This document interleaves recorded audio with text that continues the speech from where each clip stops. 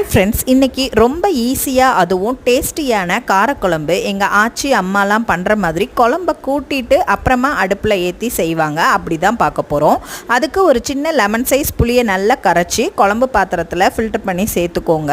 அதோட உப்பு, மஞ்சத்தூள், மிளகாத்தூள், குழம்பு மிளகாத்தூள், உங்களுக்கு தேவையான காய்கறி சேர்த்துக்கலாம். நான் இன்றைக்கி முருங்கைக்காய் தான் சேர்த்து பண்ணியிருக்கேன். நீங்கள் முருங்கைக்காய், கத்திரிக்காய், வெண்டைக்காய் எல்லாம் சேர்த்துட்டு மிக்ஸ் பண்ணிவிட்டு அப்புறமா நீங்கள் அடுப்பை ஏற்றி ஆன் பண்ணால் போதும்.